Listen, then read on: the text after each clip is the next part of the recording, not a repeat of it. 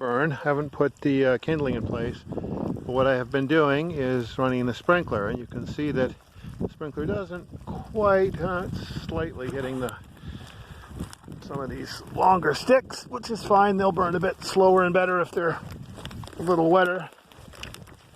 Let's move them over.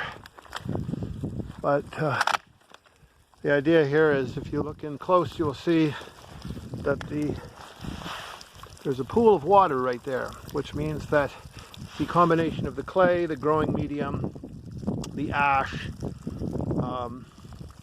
the sand that I've thrown in here has actually created an impermeable kind of mat. So that will, it's like ice or something, it'll actually kind of prevent, it'll be an insulating layer that will keep water from getting up. So there's a few other places where there's, you can see little pools of water forming.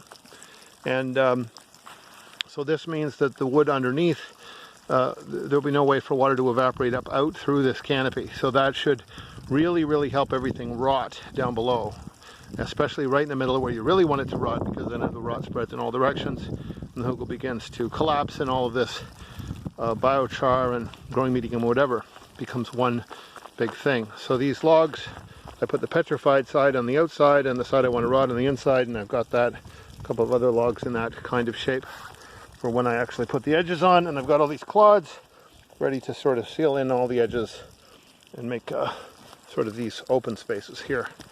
Right now I want water going in them, but eventually I want to seal them up. So this is the state just before I turn the water off.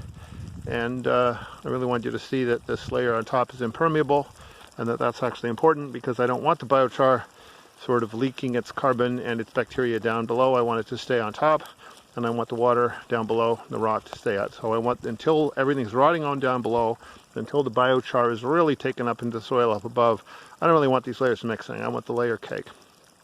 So next up, I'll put on the sticks, and then you'll see the fire.